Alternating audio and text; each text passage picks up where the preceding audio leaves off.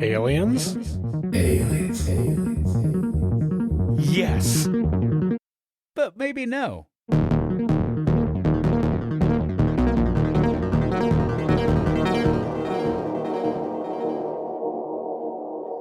Welcome back to the show. This is Aliens, Yes, but Maybe No with Josh and Travis. I'm Travis. I'm Josh. And this is an otherworldly podcast as ambiguous as our title. So, Josh, before we get into the meat and potatoes of our show today, do you remember what we talked about last week? I do you? No idea. Classic Travis. Yes, it is. Cults. UFO cults. Cults. That's like a thing that I love so much. It is. I do. I love cults. Yeah, we agreed that all the leaders are insane. Mm-hmm. I don't think we said that, but I think it was just common knowledge. I think it's a given. Yeah. So today we have a special episode. Oh, right. We're jumping right into it. But first, we'd like to thank our people. Okay. Our researcher. This feels like end of the show type stuff. What are we doing here? Oh. So today we have a special guest, right? Yeah, we do. You can say that she's always here. In spirit. Yes, but also we are podcasting from her house, from your house as well. Mm-hmm. We've never had a guest before, so we don't really know how to introduce a guest. Yeah. I'm the researcher, the putter togetherer. You're like the ventriloquist to our dummies. Yeah. You've heard about her. You love her. You've never heard her until now. That's not true. Because, Jordan, you do host a number of other podcasts. Yeah, I do host a number of other podcasts, but none of them are as fun as this one. So, oh, well, I don't know what that says about your other podcasts, but we are idiots. Yeah. I think that's why it's fun for her. We are a bunch of ding-dongs.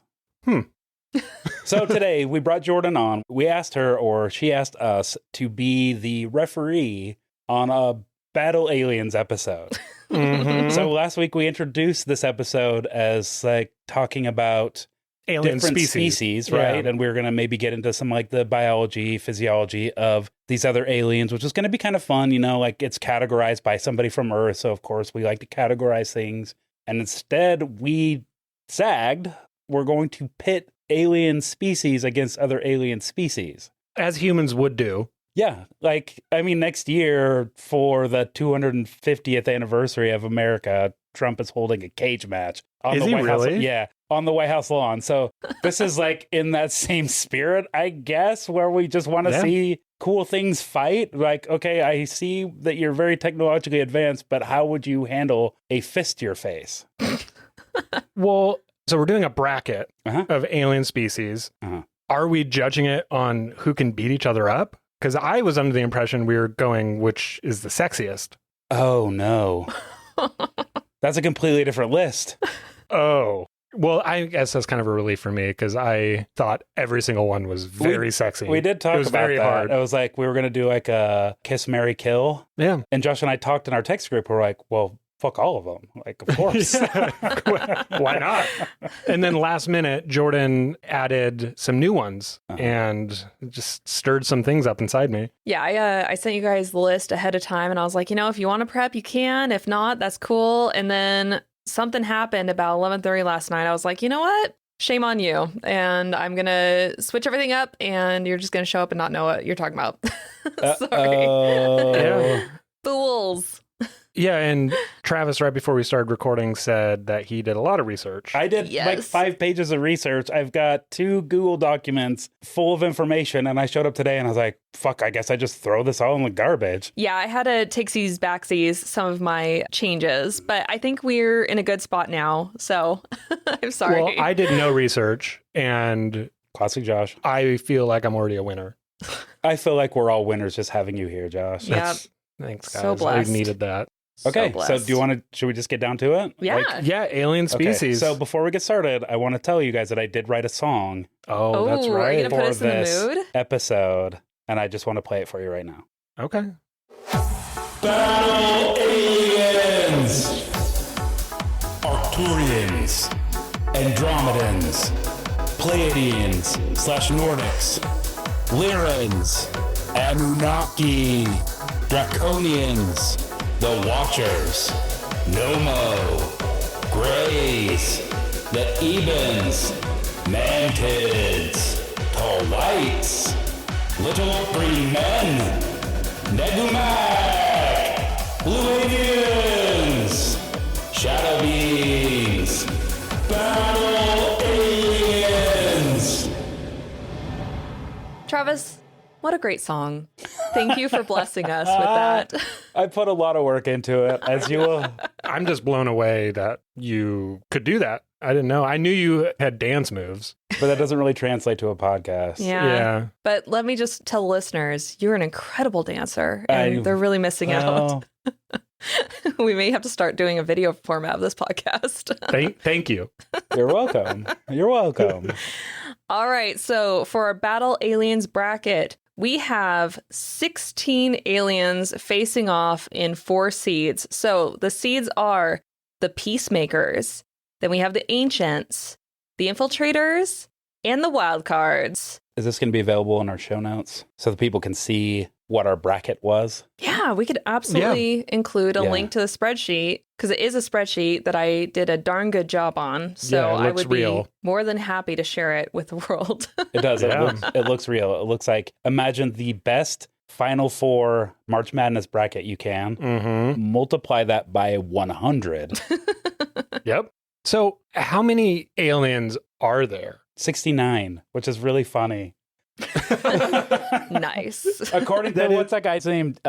Greer? Yeah, Dr. Right? Stephen Greer. Yeah, he had categorized 69 species. It's so weird because it depends on who you ask. Like some people will be like, there's 27 species, and then other people will be like, there's 127. And so it's so specific. It's very weird. Yeah. I don't understand how, unless you have definitive proof, you could come up with these absolute numbers. It's I just want to say that at the top of this, like looking at this, I think that it lacks imagination.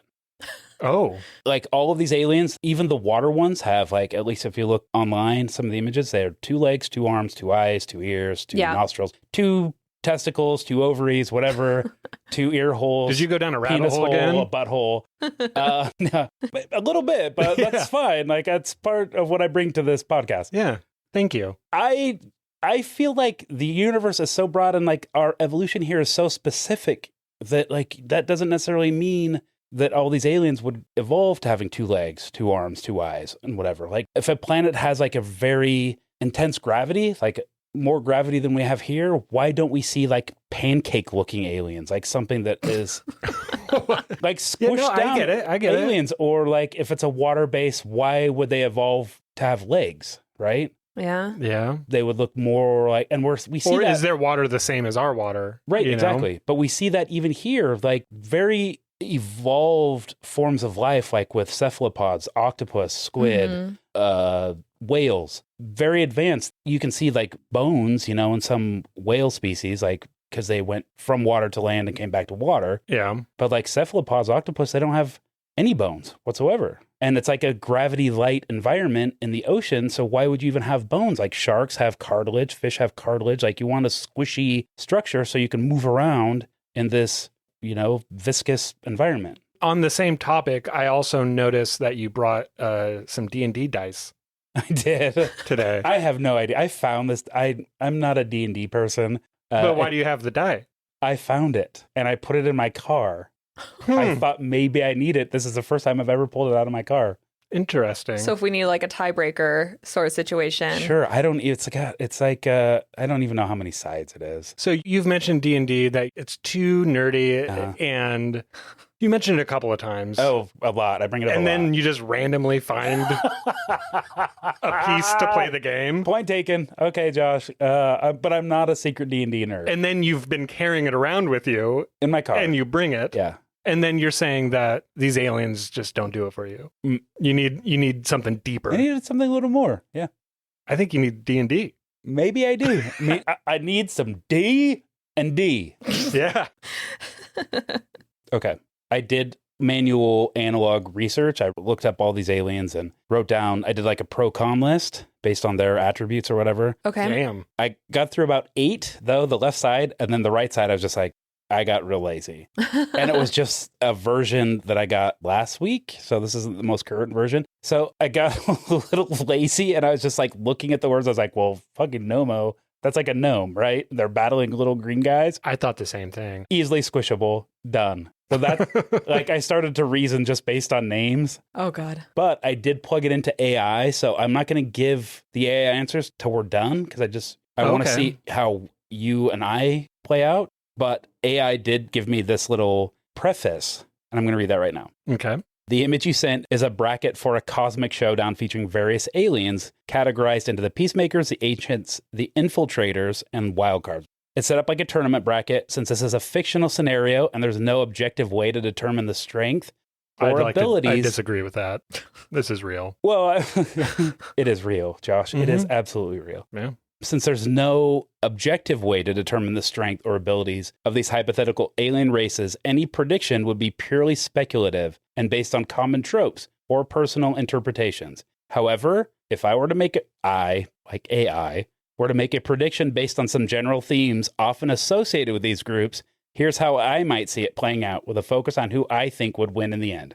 Ooh, So, pretty exciting. I'll read out the winners at the end of the show. cool. That's exciting. I love it. Yeah. Okay. All right, here we go. Our first face-off, we have Arcturians versus Andromedans. So Arcturians. The Arcturians are an advanced extraterrestrial race originating from the Arcturus star system, renowned for their intelligence, spiritual wisdom, and ability to heal instantly. They are often described as tall, slender beings with luminous, pale blue to greenish skin and large, almond-shaped dark eyes, and they communicate primarily through telepathy or channeling. As founding members of the Galactic Federation of Worlds, they are considered galactic mentors and guardians of higher consciousness, actively working to heal the Earth, activate human DNA, whatever that means, and guide humanity's spiritual evolution towards higher dimensions. Okay. So, in my notes, I have they are weak, thin-skinned, peaceful, helpful to other civilizations, short, and non-aggressive. What? That's what I have based on like the same thing. I was just summarizing it in buzzwords. All right, well, let's take a look at Andromedans. So the Andromedans, they are highly advanced, benevolent extraterrestrials believed to originate from the Andromeda galaxy, roughly 2.5 million light years from Earth. Described as tall, graceful beings with blue-tinted or translucent skin and powerful telepathic abilities, they are considered part of an interstellar alliance focused on peace and spiritual evolution. Andromedans are said to possess technologies millions of years beyond human understanding, including light-based spacecraft and multi-dimensional travel. They are known for their deep commitment and non-interference, observing Earth's development while occasionally contacting select individuals to guide human consciousness. Okay. These are my heavies. Oh. These are the guys that I have. We'll talk about it. These are my heavies. Are they really? Yeah. Holy shit. It's the multi-dimensional aspect. They have the ability to Yes. shape space-time. Yes. So there's like nothing they can't figure out. But because of the long lives that they live, 4,000 years. Yeah. They use that to enhance their spiritual knowledge, and they have all the power at their fingertips, but they choose not to use it for evil, for harm. So, I mean, these two pitted together is really hard for me. Is it? It doesn't sound like it is. For me, it's not. Arcturians are the same. The Andromedans and Arcturians, they both have No. that. Nope, because the Arcturians can't manipulate space-time. That wasn't my understanding. That was my understanding. Like the Andromedans were the only ones, at least from my reading, that were able to shape space and time. Like they can move back and forth through timelines. And that is a fucking game changer. That's a fight ender. Like Yeah, even that- if you lose a fight, you just go back in time and you learn what you need to predict how you're going to beat them in the next fight. It's over. That was what, I mean, some of the video that I watched on the Arcturians, that was what they were also known for, is being able to dip into different dimensions. Because through like a millennia of meditation and perfectionism, that they've been able to perfect their craft of peacemaking, which is the category that we're in. And they are also healers on top of that. I look at Andromedans like I look at Doctor Who. Nothing can beat Doctor Who. He can manipulate space and time, and he might not kill you, but he will defeat you. I mean, not if you destroy his tech. Good luck trying to destroy that sonic screwdriver. I didn't do as much research on the Andromedans as the Arcturians, but when I did the research on the Arcturians, I even told Jordan, like, these are my ride or dies. Arcturians are your ride or die. Andromedans are mine. And this is one Mm-hmm. What is the rest of this episode going to look like? It's going to be a hot mess. I don't care. Oh my gosh. This is like the scene in Devil Wears Prada where the girl is holding up the two belts and she's saying, I just can't decide. They're both so different. And they're almost exactly the same. Almost exactly the same. This is how I feel right now. That's what's hard. I think that watching one YouTube video and making the Arcturians my ride or die is silly, especially in this context, Okay. because they're so similar. I can side with you. Okay, so Andromedans, for my notes, their pros are tall. The Hindu god Shiva is based on Andromedans. They're advanced technologically, which is like, when I was doing my research, I was like, okay, every single one of these has advanced technology. So I was crossing that out. And that's how I eliminated some of these species. It was just like, okay, a lot of these pros are repeated. So I'm just going to cross those out, those balance out for me. So I'm just looking at it as like a one side versus another. And again, this is subjective. This is my idea of who would win. But they have the ability to create wormholes and manipulate space-time. They have superhuman strength, speed, durability, telekinesis, invisibility, intangibility, which means you can see them, but you can't touch them. Their big con is they rely too much on their tech. Interesting. Okay. I'm okay doing Andromedans between those two. If that's your... Yes! All right. Okay. Next up, we have the Pleiadians / Nordics versus the Lyrans. So Pleiadians, they are often referred to as Nordics due to their tall, fair-skinned, human-like appearance with blonde hair and blue eyes. They originate from the Pleiades star cluster and other distant systems. They are generally depicted as peaceful, spiritually advanced beings interested in humanity's well-being and evolution, frequently communicating through telepathy or channeling. They are believed to have ancient ties to Earth's history, influencing civilizations and genetically seeding humanity, with many modern humans considered starseeds who have incarnated from their lineage to aid Earth's ascension. So those are the Pleiadians, very tall, blonde, Scandinavian-looking people. Really quick, though, on the starseed point, have you guys taken the starseed test? No, What? I have not. I've only done the Hogwarts test. So I've done the Hogwarts. What are you? Ravenclaw. I'm Yeah. Hufflepuff. Of course he is. You are miscellaneous. Yeah, he's a good finder. I'm a finder. So my wife took it last night, and I was tempted to take it, but it's like, what alien are you? Kind of the starseed. That's fun. Yeah. So maybe we should do that at the end of the show. We should do that. Yeah. Maybe off mic, and then Release it in a skiff. Whoa. We'll do a Patreon, and that is all that you get. It's just skiffs. Just little skiffs. And another starseed that you could come across is the Lyrans. So Lyrans are revered as the first humanoid man beings of all galaxies, originating from the Lyra star system, specifically the planet Avion / Agoria. Apparently the planet has two names, and are believed to have genetically seeded all humans on Earth. They are typically described as tall, slender humanoids, 10 to 12 feet, Jeez. with feline features like elongated ears and flat noses, known for their noble appearance, dynamic energy, and spiritual wisdom. Fleeing destructive Lyran Orion wars, they dispersed across the galaxy, Fucking Star Wars? Mm-hmm. influencing many That rule. civilizations and genetically contributing to various starseed races, with some descendants evolving into the Andromedans and Arcturians. Oh. As founding members of the Galactic Federation of Worlds, Lyrans are seen as wise, spiritual guides, and many modern humans are believed to be starseeds who carry their ancient genetic legacy and influence. So basically, just picture a lion's head on a human body.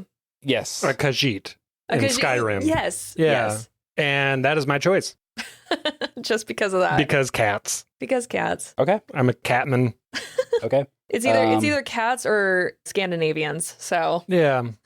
I had that they were pacifists. And so, like, A cat could fuck you up. I know a cat can fuck you up. So in my notes, I had the Pleiadians Nordics winning, but I'm not committed. What I have is their strengths. Pleiadians are strong. They've got speed, stamina. They're invulnerable, and they have flight. And then advanced tech, which we're going to see throughout. They're vulnerable to stronger psionic attacks. They have atmospheric limitations, so like gravity, things like that aren't really going to be good in a fight. This is Pleiadians. Yeah. They're susceptible to magic. I mean, and are we all? That's what I have in my notes. It's like, well, what isn't? Yeah. And they can't regenerate. So Lyrans have advanced tech, and then they were pacifists, and so I have the Pleiadians / Nordics winning, but I do like the cat-like aspects of this. Yeah, I mean, of the Lyrans. They're wise, Lyrans. They're ancient, and they're snuggleable. Sure. That's not going to do very good on the fight, though, unless they're doing like the Puss in Boots thing where they look at you with their big soft eyes, and that lures you in to get close enough to be stabbed or whatever. Just the claws, and they have human hands. Do they? On that graphic they did. On the AI generated graphic. Yeah. So Well, maybe AI has it wrong. Yeah. What about the fangs? Sure. And I mean, if they have... I wouldn't want to fuck with somebody that has a lion head. Also, they're 10 to 12 feet tall. The Pleiadians are only 6 to 7 feet tall. That's big. Yeah. I'm going with the cat people. Okay. All right. So now we have Andromedans versus Lyrans. Oh, we're going all the way. Okay. Andromedans are like, those are my guys. They can manipulate space-time. That is a game ender for everybody. Like, they can go back and learn from a fight and figure out how to win. They could fight 1,000 fights. Doesn't matter. They're like Doctor Strange, where they're calculating millions of things, sequences, and then they just go back and they fix it. The Andromedans are believed to have evolved from the Lyrans. So, Zeus has evolved from Kronos, man, and he killed the shit out of his dad. That's actually a good point.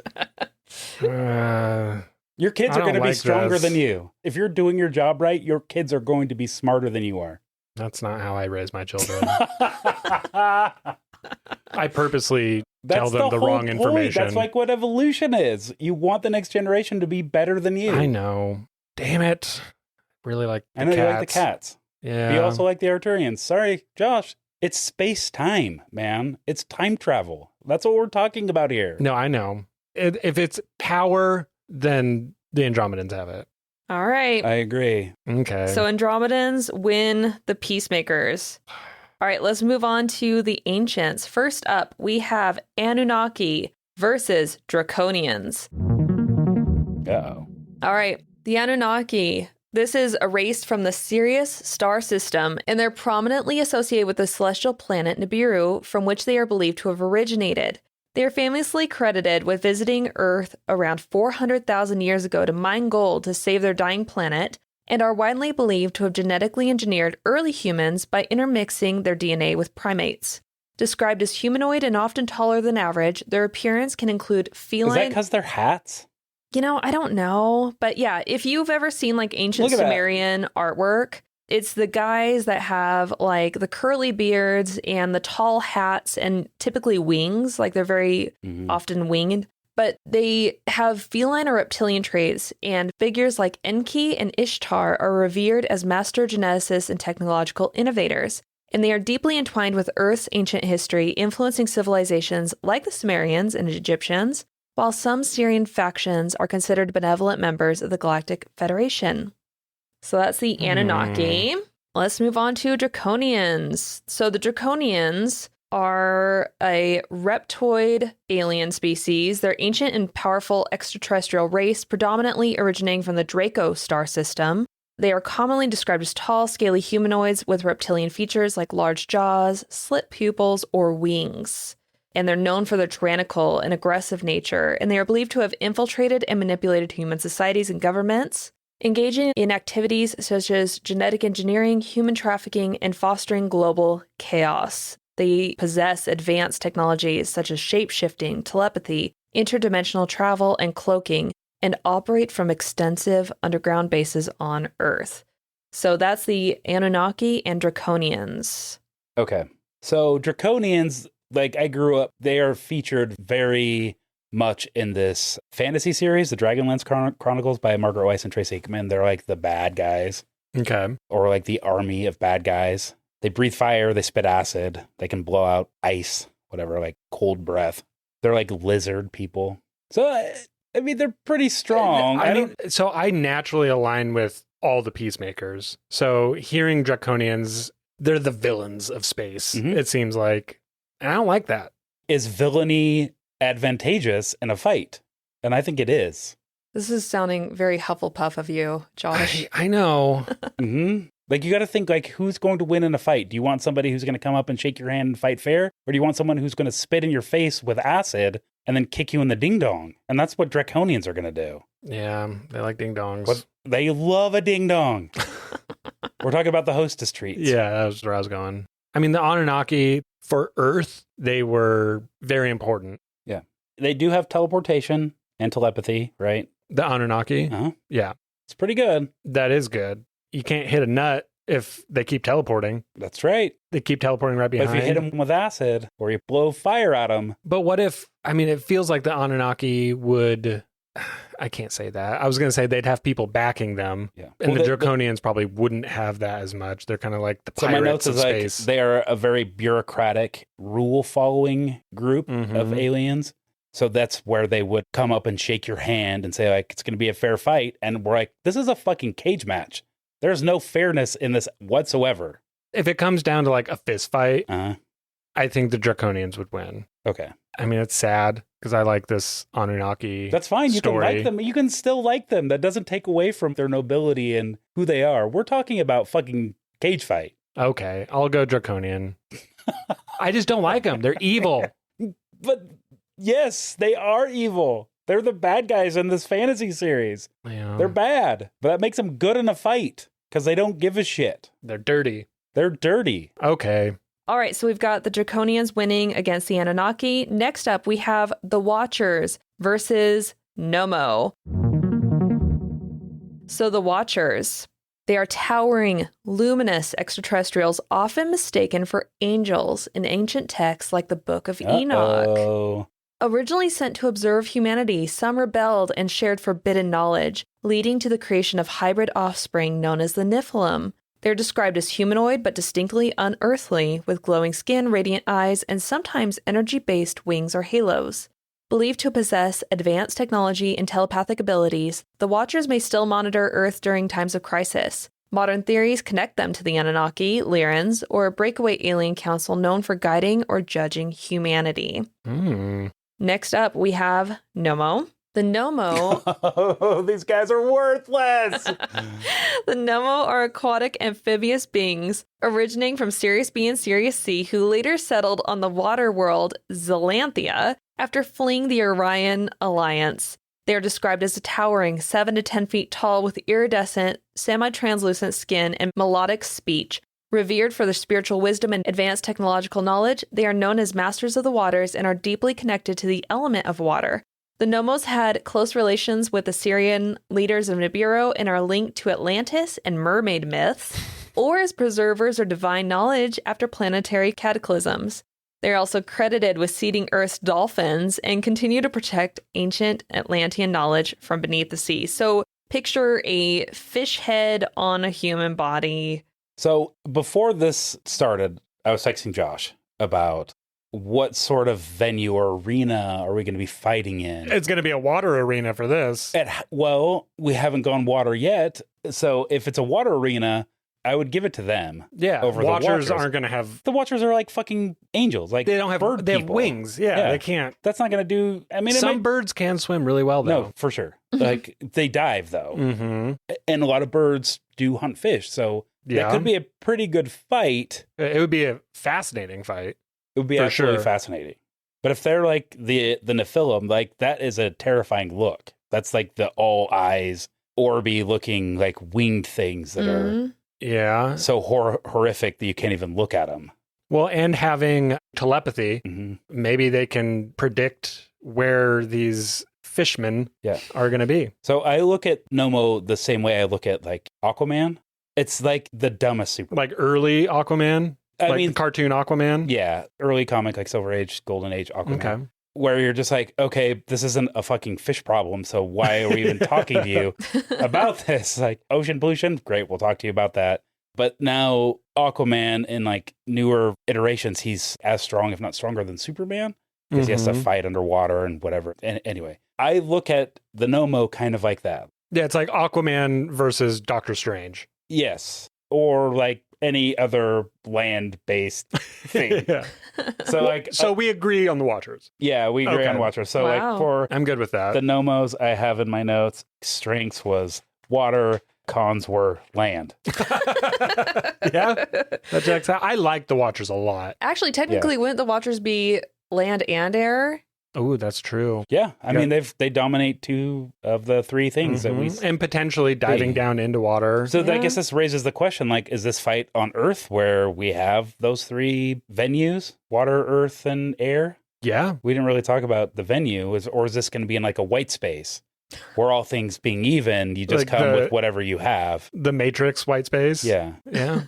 Like if you're a water person, then you swim through this white space and you have the same abilities that you would in the water. That's a good concept. Yeah, I think the Watchers would win. I think the Watchers would win. Okay, so the Watchers won against the Nomo. So how are the Watchers going to do against the Draconians? I feel like the Watchers have an ancient, deep knowledge. Okay. And I feel like the Draconians wouldn't want to fuck with them because the Watchers are kind of known as like the judgers of space. And This Draconian. is almost like angels versus demons. Yeah, it is. Absolutely. Yeah. And the angels always win? Well, Question mark? Okay, sure. I think that for me, like Draconians are very battle oriented. And I feel like the Watchers, just like given the name, they're more observant. So they're going to watch how the Draconians have progressed through this and maybe learn a little bit, where Draconians are just like punch you in the ding dong, spit fire in your face. I'm going to throw acid at your legs and try to freeze you. And the Watchers are going to like try to plan against that. So I think the Watchers, Draconians are going to pocket sand you. yeah. Yeah, it's like the guy in Bloodsport that throws sand in Jean-Claude Van Damme's eyes and he's Yeah. blind. He's just like, oh my God, that's Yeah. Draconians very much. Oh, yeah. But I think the Watchers would have seen that coming. Exactly. So I put Watchers over I Draconians. do too. Wow, and a surprising upset. I also feel as though good always. Oh boy, here we go. Never mind. You made me insecure about it. All right, we are moving on to the infiltrators. First up, we have the Greys. Everyone knows the Greys. The Greys are the classic alien originating from star systems like Zeta Reticuli or the Orion constellation. They are possibly cloned, synthetic, or hive-minded and are commonly depicted as having gray skin, large black eyes, and slender, elongated heads, ranging from small drone types to more intelligent tall greys. They are primarily associated with abductions, medical experiments, and hybridization programs. Their motives often involve dominating and assimilating other species through genetic and psychological manipulation. The Greys are believed to possess advanced interdimensional travel capabilities and often operate from secret underground bases on Earth, with some factions rumored to have treaties with human governments for technology exchange. And they are going up against the Ebens. Similar, but a Isn't little it the bit. same picture? They look the same. They're Very similar. but a little different. We're at the Is that racist to say? Same star system. It is a little bit like think so. speciest. Yes. Oh, Okay. man. So here's where they're a little different. So the Ebens are an extraterrestrial species originating from Zeta Reticuli, known for their role in an alleged exchange program with the U.S. government. They are described as small, brown, or gray skinned beings with large black eyes, an advanced communal society based on peace, science, and telepathic communication. Ebens are said to live long lives and value order, cooperation, and emotional harmony with little focus on individualism. Their technology includes interstellar travel, biological engineering, and environmental control systems. Though elusive, they're often portrayed as benevolent observers and participants in Earth's alien contact history. So they're a little bit different. They're the same, but different. They're also like tricksters, right? The Ebens? No, sorry, the Greys. Yeah. So Greys, I was thinking about this. They're really popular. Yeah. They're like the Muggsy Bogues of aliens. The little guys that could compete with the tall guys. Yeah, and The Spud they're not Webs. the best. They're just real popular. Yeah. They're quick. They're talented in whatever they do. Mhm. But they might have some shortcomings. They do. And I think the thing that pulls me away is the hive-like mindset. So I think that raises a good question when we're talking about these fights, right? Are we talking about one-on-one, alien versus alien. I hadn't thought of that. If the Greys don't have an individual, if they are a hive, that could give them the benefit of the doubt. Like one ant, sure, squish it. Mm-hmm. Easy. But if you're pinned down on a mound of ants, it is good night to you. Yeah. What are the things in Gulliver's Travels that took down Gulliver? The little people? Lilliputians. Lilliputians? Yeah. Like little hive mind people. Okay. I haven't seen that in forever. Well, it's a book by Jonathan Swift. That's what I meant. I haven't seen the book. Yeah. I think there's a movie with Jack Black in it. There is. Yeah. I mean, the hive, I don't know, but the Ebens, they also said that they don't really focus on individualism. So maybe that is not absolute controlled in a hive mind. It would be potentially group versus group. But that's what I'm asking. Are we talking in this fight? In this particular fight, I think we would have to go group and group. So we're looking at like 100 bears versus 1,000 men type thing. Yeah. I'm going to go with the Ebens. I'll go with the Ebens too. I don't really care for a little gray man. I just think they're a bunch of little shitheads. They're so popular that they kind of feel like sellouts. They're popular. I always picture them as like the guy that just pops up in the Jetsons. Yeah, I agree. All right, Ebens. Now we're moving on to the mantids versus the tall whites. The mantids. Picture a tall humanoid praying mantis. Or like Zorak from Space Ghost Coast to Coast. Yeah. Yeah. So they are primarily associated with abductions and genetic experimentation, often acting as overseers or supervisors of smaller gray aliens, and are seen as cold, calculating, intelligent, and efficient. These beings can telepathically extract information from human minds, manipulate perception, and paralyze individuals. So while their exact origin is unknown, some accounts link them to the Draco star system or the Sombrero galaxy. Nice. It's like a hat. And they are believed to occupy a high position in the alien hierarchy due to their advanced technology, including cloaking and mind control capabilities.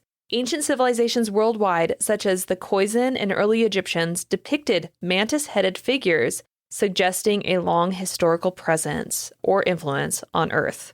So that's the mantids. Love them.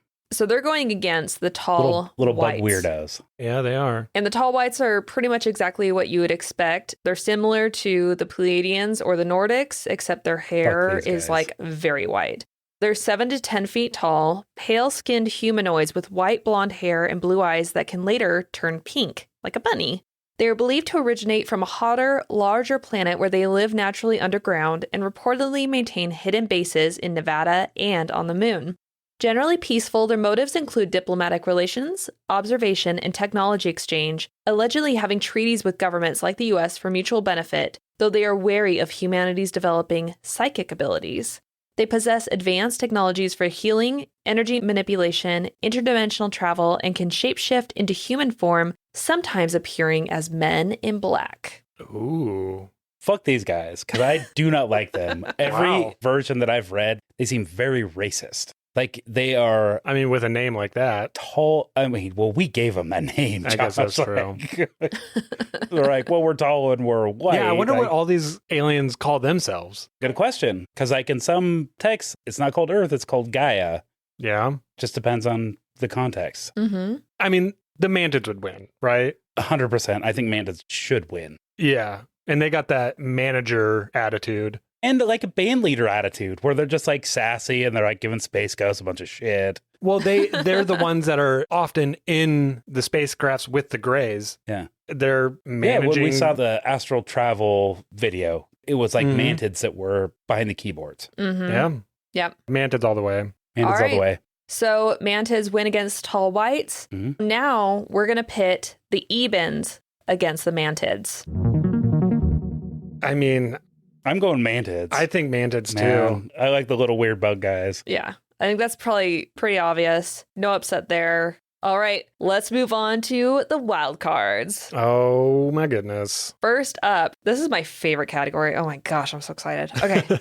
First up, we have Little Green Men, which you may remember from the Kelly Hopkinsville Little encounter. goblins. Yeah. Mhm. So Little Green Men, small goblin-like extraterrestrials. where witnesses described glowing green creatures with large, pointy ears, oversized hands, and the ability to float or deflect Like bullets. carnies. Like carnies. Although never definitively proven, the incident became one of the most publicized and influential UFO cases in American history, and their distinct appearance and eerie behavior helped shape the popular image of aliens in mid-20th century media, particularly in comic books, pulp fiction, and science fiction films. Over time, little green men became a blanket term for extraterrestrial beings in pop culture, despite actual witness descriptions often lacking the green skin. All right, they're going against Negamok. Yeah. Holy fuck. Yeah. So, if you have seen Independence Day, apparently the aliens in Independence Day were based on the Negamok. Yeah, it looks exactly. But they are much smaller So the Negamok in slash... Independence Day. Oh, yeah. No, in Independence Day, they're small. This one is huge.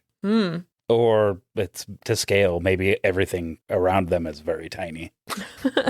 Okay, so the Negamok slash Nomapo are highly advanced and enigmatic alien species believed by some to originate from a deep aquatic or entirely non-terrestrial realm. Often described as having biomechanical exoskeletons with squid or cephalopod-like appearance, they are both telepathic and telekinetic, with an intense presence that overwhelms most human contactees. Unlike more benevolent species, the Negamok are considered a cosmic enigma, neither clearly hostile nor friendly, but operating with motives that are incomprehensible to human understanding. Some researchers suggest that they are ancient beings involved in maintaining galactic balance or safeguarding forbidden knowledge. Their infrequent appearances and overwhelming psychic energy have cemented them as one of the most unsettling and powerful species in alien lore. So these against the little green men. I mean, it's going to be the Negamok, 100%. In my notes, though, this is where my original bracket, I just got lazy, and I was just like, whatever it's called, Nomapo is the other name. I was like, Yeah. well, they're fucking gnomes, so they could be easily squished, like, under a little green man. They're smaller than that. But now seeing this, I'm like, oh, shit. It's nightmare fuel. I feel like if they didn't fuck with John Wick, everything would have been fine. Sure. He's a good guy, Yeah. but someone fucked with him. And I think if anyone fucks with these guys, they're dead. Just guaranteed. I don't know. Will Smith punches one in the face and says, welcome to Earth, motherfucker. Yeah, but he was just an accident. No, they defeated the ID4 aliens. Well, when he punched him in the face, it was right after the ship crashed. Yeah. He bested him in a sky battle, Josh. A sky battle. But it's also Will Smith. He's known For for slapping people in the face. yeah. Right, that's what he's known for now. That's what he's known for now. Yeah, sadly. Yeah, I'm going 100% with Negamok. Yep. All right. Now we have blue avians versus shadow beings. So blue avians, they're a higher dimensional bird-like extraterrestrial with tall, slender bodies and radiant blue feathers, often described as exuding calm and spiritual wisdom. They communicate exclusively through telepathy, using complex thought forms and symbols to convey deep messages about peace, ascension, and unity. Believed to be part of a benevolent alliance known as the Sphere Being Alliance, they serve as guardians of cosmic balance and advisors to humanity during times of spiritual transition. Blue avians are said to have limited direct contact with Earth, appearing mainly to chosen individuals like whistleblowers or channelers to guide human evolution. Their image and teachings have had a significant influence on modern metaphysical circles where they are seen as symbols, higher consciousness, and intergalactic harmony. Is that nice? It is nice. All right, let's move on to shadow beings. Shadow beings Is that John Hamm? are described as dark humanoid silhouettes that lack distinct facial features and often appear as fleeting figures in peripheral vision. Unlike traditional extraterrestrials, they are thought to originate from interdimensional realms rather than physical space, existing just outside the visible spectrum of human perception. Encounters with shadow beings are often associated with sleep paralysis, fear, and a sense of malevolence, though their true intentions remain unclear. Some researchers theorize that there may be scouts, watchers, or psychic parasites that feed on emotional energy or study human behavior from beyond the veil. Their persistent presence in global folklore and modern paranormal reports has elevated them to a chilling icon of alien-like encounters that defy easy classification. So blue avians versus shadow beings. So blue avians, I don't know if you played Zelda, but there's a group of people there called the Rito. That's kind of like, if you were wanting to picture, all my Zelda nerds out there, picture the Rito, that's kind of what the blue avians look like. They're like bird people. They walk on two legs, they don't have arms, they have wings, they flap around, live in aviaries. Yeah, blue avians. This is hard because as shadow beings, is there a physical form? Okay, so I am going to give you a devastating piece of information that might sway it to shadow people. Okay. Ooh. If you are a bird person and you're flying in the air, what do you cast on the ground? A fucking giant shadow.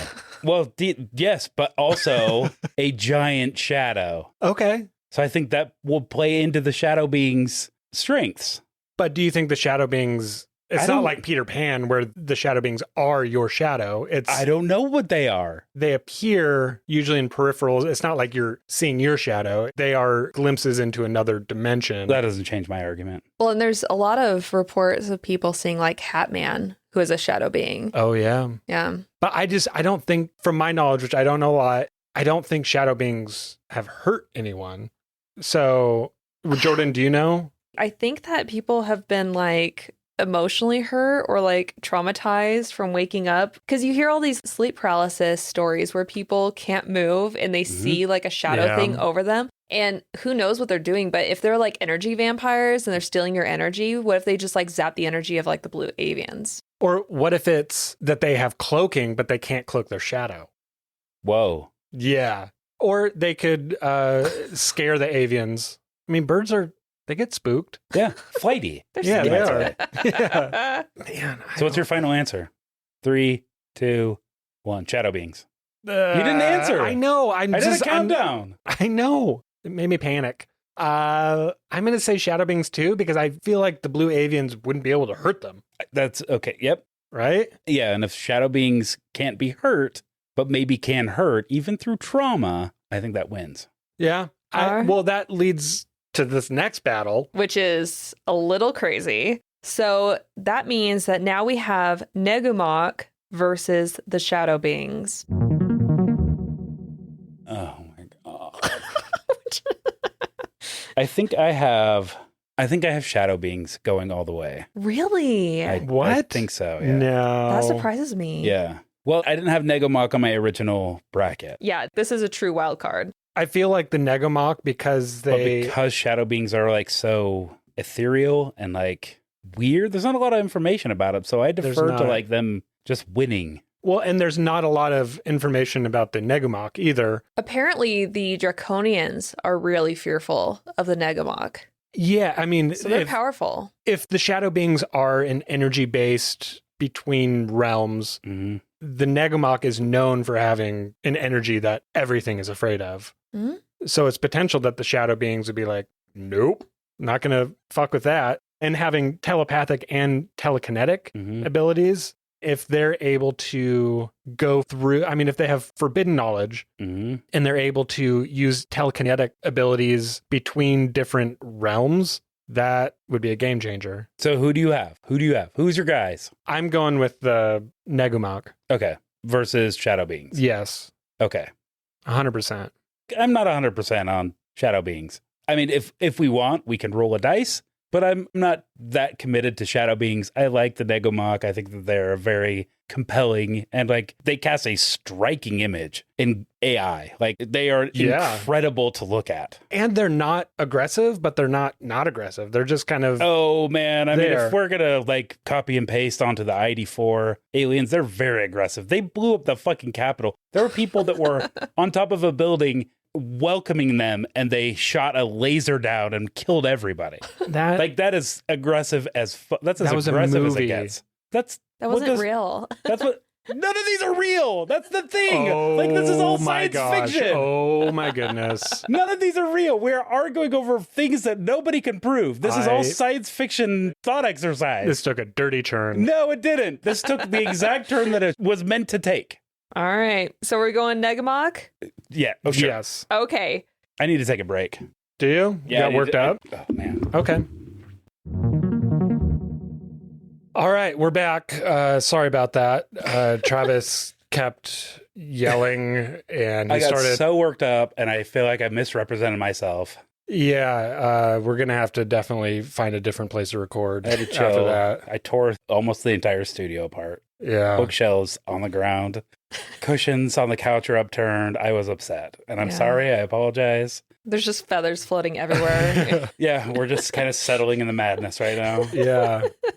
But we're in the final four now.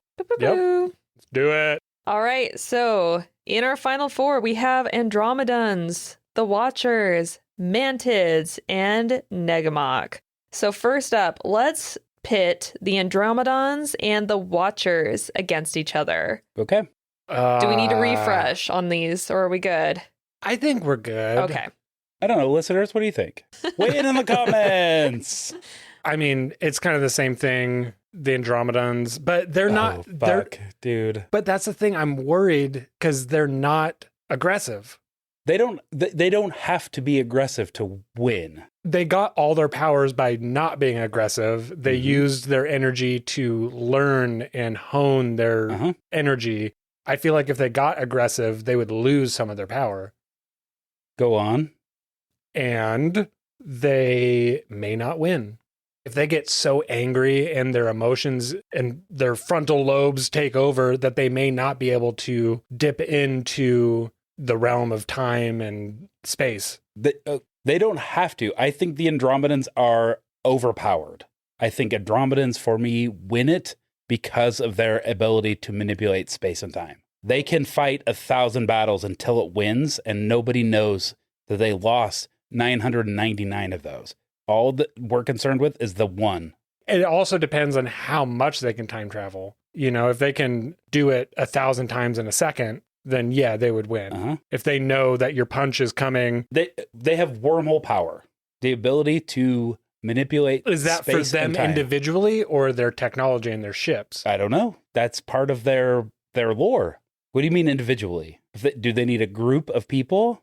Can they phase individually in between realms? That's what I'm wondering. If they can just... They can bend space and time to their will. What can the Watchers do? I might need a refresh on the Watchers. Watch. Learn. They can watch and learn, sure. But they're doing that in real time. So the Watchers, they are the extraterrestrials that are often mistaken for angels in the Book of Enoch. I feel like there wouldn't be a fight. They also have advanced technology and telepathic abilities. And it says that they may still monitor Earth during times of crisis, but I don't think that they really do much. So I don't think this would be a physical fight.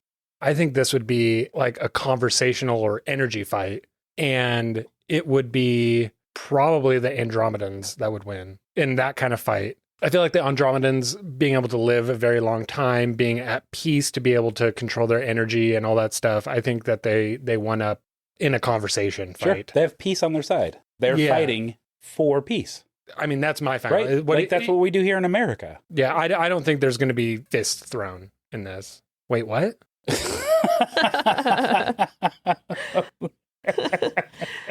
They're fighting for peace. Yeah. So you agree, but for different reasons?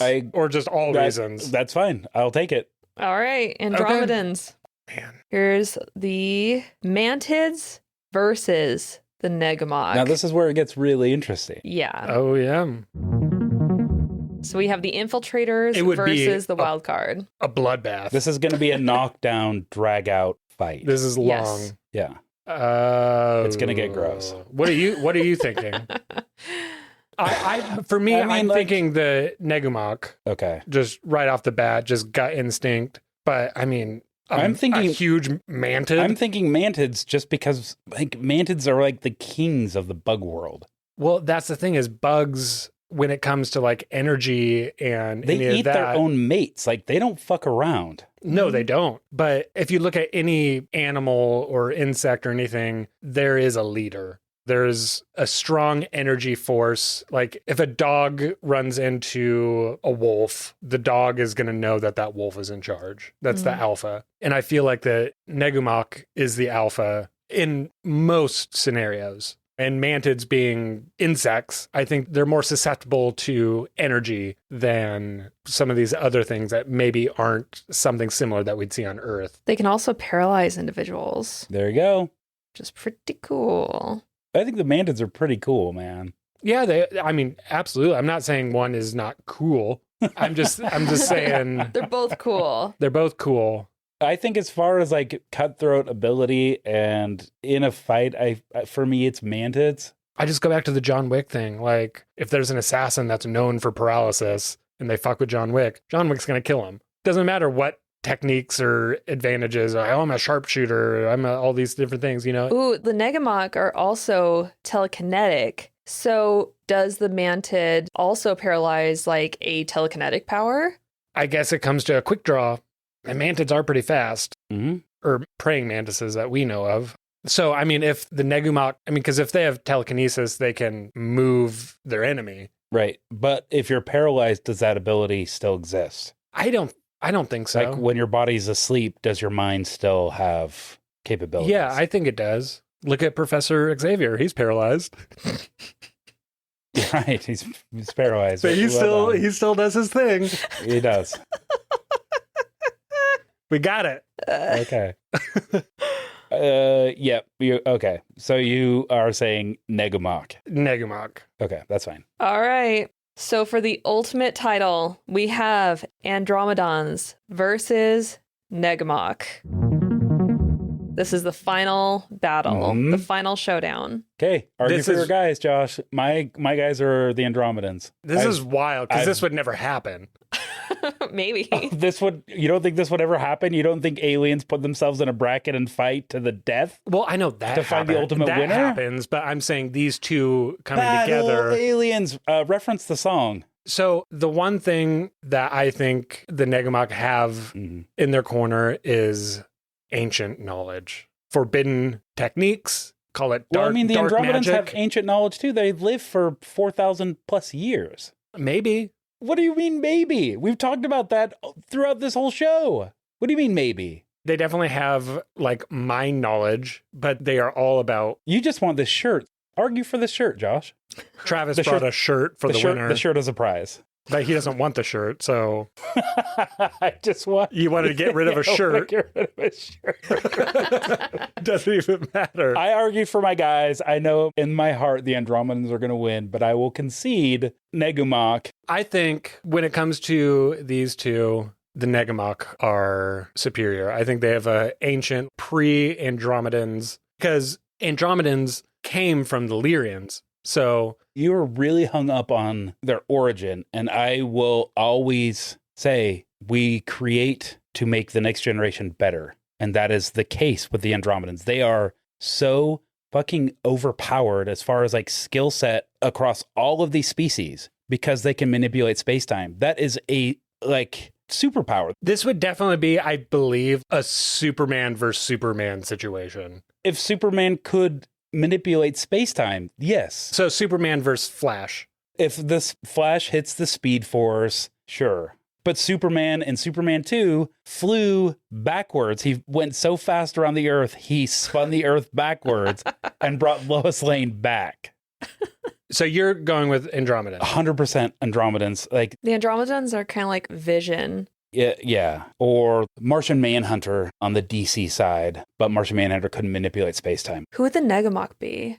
The ID4 guys. Magneto. Or like maybe a xenomorph. The telekinesis and mind control. Maybe, but Magneto's only manipulating Metal. But this one can manipulate anything. Yes. So it's kind of like physical manipulation versus time and space manipulation. And I think there's no contest. If you can manipulate time, that's it. Like you can move items around in a room, but if you can go back in time to remove those items from a room, that defeats the argument. And you could do like the sneak attack thing to like shoot something through them, but the other person has precognition, right? So Yeah. it's hard. I'm going to say the Negamok. I have a gut feeling, and that's that. Okay. You win the shirt. Well, you say Andromeda. I'd say Andromedan 100%. I don't think that there's any argument at all that can defeat the Andromedans because they're so overpowered. So But for the we have purposes no winner, of the show, is what you're saying. Or we roll a dice. I was going to say we go to a tiebreaker. we go to a tiebreaker, which is Jordan, Who's our referee? who portrayed their side the best. Now, keep in mind, there's a shirt involved. I don't live in this house. I don't have to face any fallout from this decision. I'm just going to be here probably the next week. You know, I'm just going to do this from a completely objective, unbiased position. Remember your roots. I really think the Andromedons would win in that battle. I'm out. Okay, I'll be a good sport. It's no feathers off my back. It's no skin. I got into the avians a little bit. Hey, that's your star seed. I thought the Anunnaki were going to be your Oh, really? your guys, yeah. Because you talked about the Anunnaki from like the very first episode. They're pretty cool. Yeah, from what I know, they're pretty important. So The Andromedons. Andromedons win it all. Woo! Battle aliens. Not gonna lie, I'm surprised. I felt like that's a personal victory for me. Woo! Well, I'll give you one. Okay, so as promised, Yeah, what did AI come up let's with? talk That's about interesting. what AI did really Yeah. quick. It's probably the Negumok. Just saying. Because this version is different. Left side of the bracket was the Peacemaker. So AI has Arcturians versus Andromedans. They would lean towards more Arcturians. So Arcturians win that. I know, right? Yeah. The Pleiadians / Nordics versus the Lyrans. They have the Pleiadians winning. Wow. Okay. Under the Peacemakers, Arcturians over the Pleiadians. Okay. So Arcturians win the Peacemaker. The Ancients, Anunnaki versus Draconian. They have the Anunnaki winning. Interesting. Syrians versus Nomos. They have the Syrians. They're frequently associated with advanced knowledge and ancient wisdom, making them strong contenders against the Nomos. But we didn't have that. We had the Watchers. We switched it up. The Ancients, they have the Anunnaki winning. I want to say anything would beat the Noma. Yeah, the Nomos suck. Yeah. They suck. Yeah. I mean, I'm sure they're great, but as far as like They're probably cage really match- cool guys. Yeah, they're probably cool. They're probably a really cool hang. Yeah. Ancient, Like dolphins, they just Protectors. want to fuck all the time. maybe. Yeah, I Yeah, think so. Water people are weird. But not that weird. But they have the Anunnaki winning over the Watchers. Left side, final would be Anunnaki over Arcturians. Wait. That's like the final on that side. So it's Anunnaki. The right side of the bracket, we have infiltrators. Originally, we had Greys versus Reptilians. This one, we have Greys versus the Ebens. This has the Reptilians winning. So that throws this bracket off. Yeah. Mantids versus Tall Whites. They have the Tall Whites winning. Whoa. I Interesting. know, that's wild. Infiltrator semifinal, Reptilians, they have over the Tall Whites.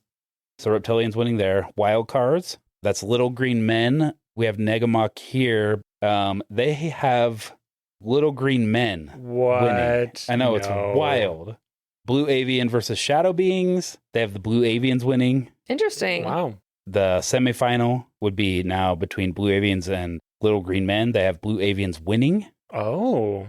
So it'd be blue avians versus Reptilians, and they have Reptilians winning. Wow. Oh. So okay. now we're at Anunnaki versus Reptilians. Classic pairing. Yeah. They have the Anunnaki winning overall. Dang. Wow. That's very interesting. Wild. Yeah. We were nothing near that, but I think ours is more accurate. I feel like ours was pretty good. Suck it, AI. Yeah. What do you know? Well, cool. This was super fun. This was fun. If you guys like this, let us know. Tap the textual link in the show notes. Yep. It'd be nice to have like some of these Ooh. images of like all the aliens in our show notes, or like Yeah. a link to all of the. We'll have an image of all the aliens in the chapter markers of the episode. So Oh, if you that's use a good. podcast Yeah. player that shows chapter images, you can actually see each of the ones that we're discussing. Can we do the descriptions with them as well? No. Sorry, guys. You'll just have to listen, I guess. Yeah, that's what the transcript's for. So we've had Jordan on our show. Jordan, is there anything you want to push or promote? Anything you want to talk about? Nope. Anything that I'm doing in the house that is making you upset? Yeah. Well, couple things. Okay, maybe that wasn't a good idea. Yeah. No, thanks you guys for letting me do this with you. It was really fun to just play a game, basically, Yeah. on a podcast episode and kind of introduce the alien species in a fun gamified way. Mhm. So I'm super A lot excited of that we fun. did this. Yeah, it's an easy way to learn. I'm going to remember all of these now. Oh yeah. Yeah. Well, cool. Well, we want to thank you in person, too. Thank you. We Yeah, thank you. Thank you very much. Not in person a lot. You're the ventriloquist to our dummies. Yeah. We wouldn't have been able to do this without you. I mean, we would. It would just suck.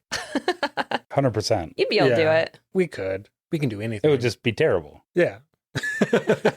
Well, thank you. Jordan's going to dip out. Yep, I'm going to send you the baseline quiz for the next episode. And I don't trust my face to not make any expressions while you're doing the quiz. So I got to get out of here. I wish you would stick around because I need all the help I can get on these. I'm terrible at these quizzes. It's a good one. Cool. I'm excited. Okay.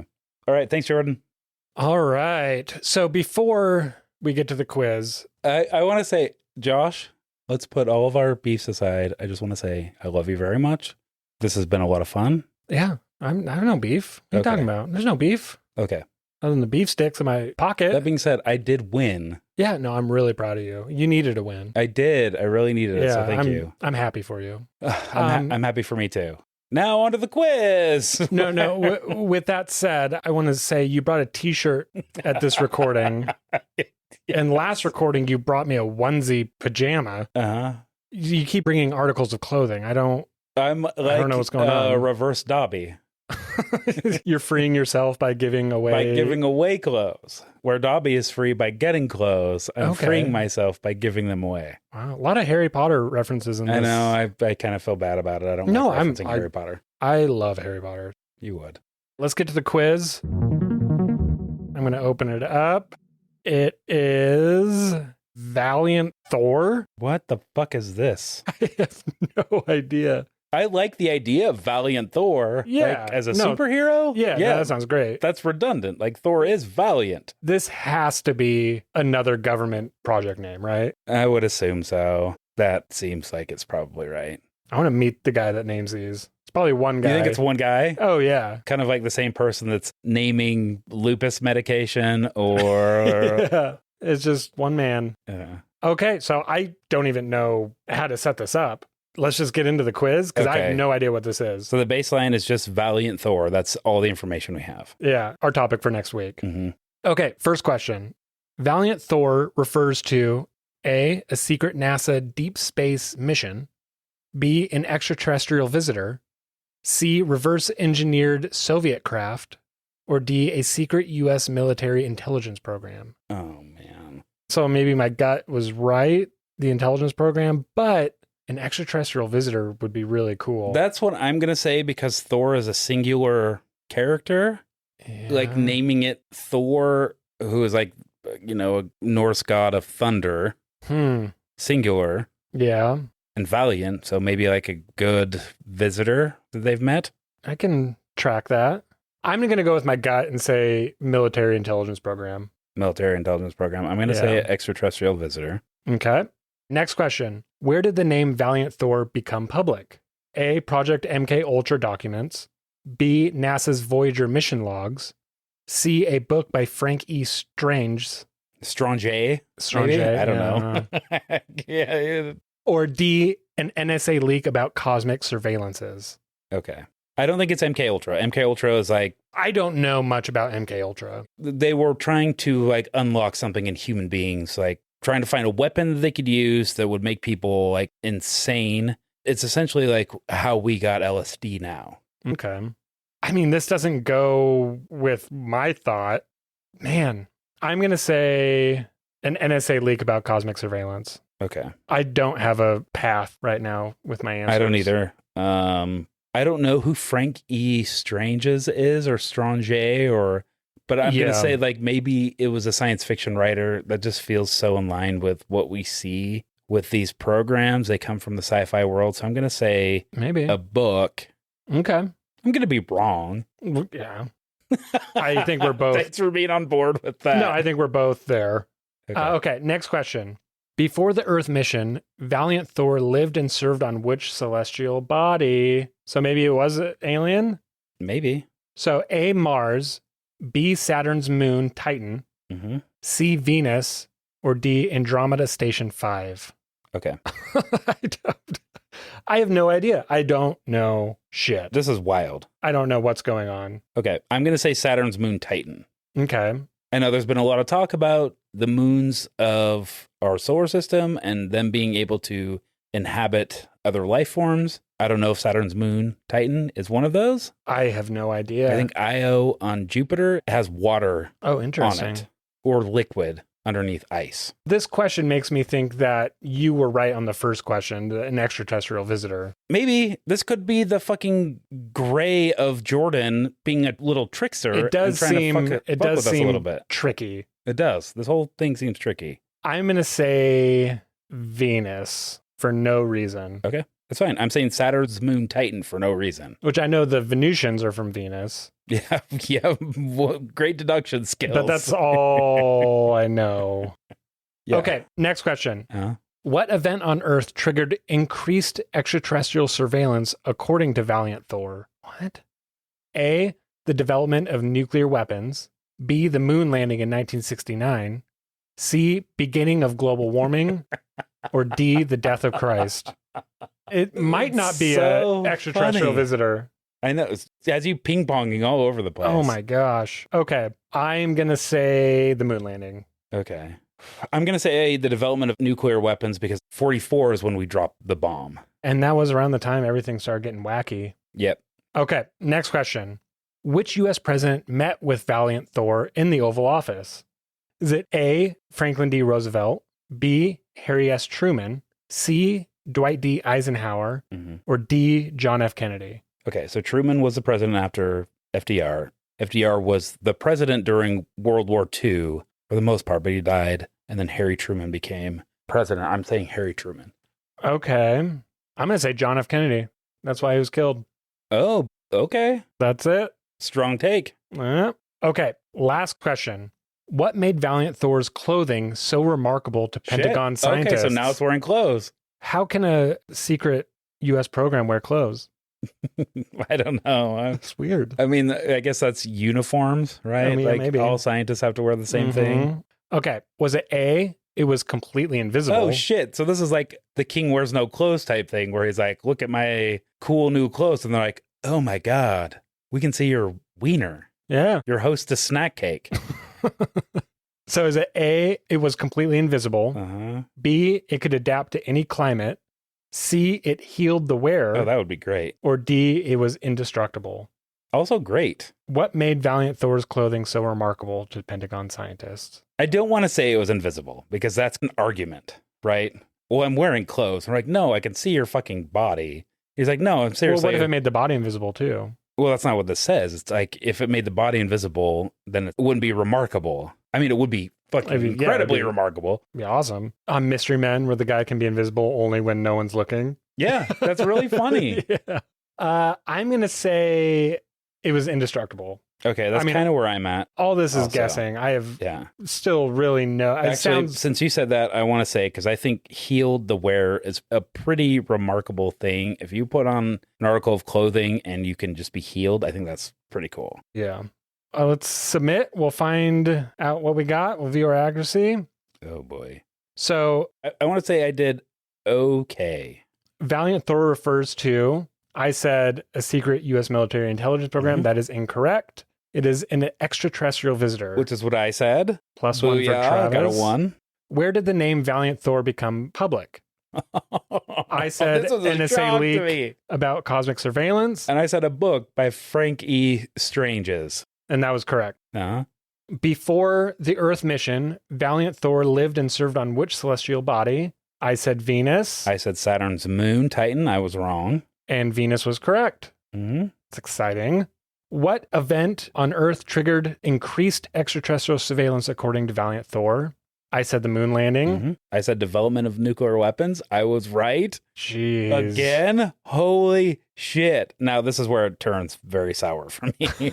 Next one. Which U.S. president met with Valiant Thor in the Oval Office? I said John F. Kennedy. I said Harry S. Truman. It was Eisenhower. Yeah, of course. And then what made Valiant Thor's clothing so remarkable to Pentagon scientists? I said it was indestructible. You said it healed the wearer. It was indestructible. Yeah. So I got 2 right. Got 1, 2, 3 right.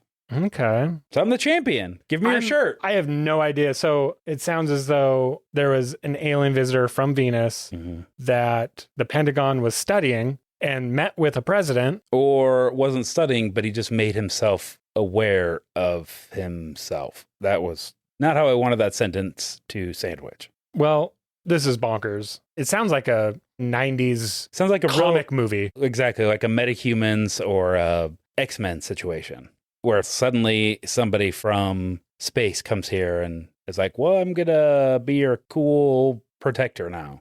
Yeah, I'm stoked to hear about this. So that's what we're going to be talking about next episode. Yep, Valiant Thor. Valiant Thor. This is something new we haven't done before. We really enjoy it. So we'll probably do it again at some point. Yeah. We were excited to introduce Jordan for realsies. Now we're going to bring my wife on just for balance. Okay. Oh, are you afraid? Are you afraid to bring my wife on, Josh? No, What's I'm the not big deal? afraid. I'm not afraid. Let us know. Get a hold of us. Give us comments and reviews. That just helps us. Also validates us. I judge my self-worth based on how much interaction I get. Yeah. And it hasn't been good lately. Mm-hmm. If I don't like every one of your texts and Instagrams, then I get a message. Yep. A very hurtful one sometimes. That's me. Yeah. The emotional one. Yeah. If we're a boy band. Yeah. Such a Hufflepuff. That's true. Well, cool. Thank you again for listening and have a great time until next time. Yep. I need my space. Bye. Bye. Battle aliens! Arcturians, Andromedans, Pleiadians / Nordics, Lyrans, Anunnaki, Draconians, the Watchers, Nomo, Greys, the Ebens, Mantids, Tolites, Little Green Men, Negumac, Blue Avian,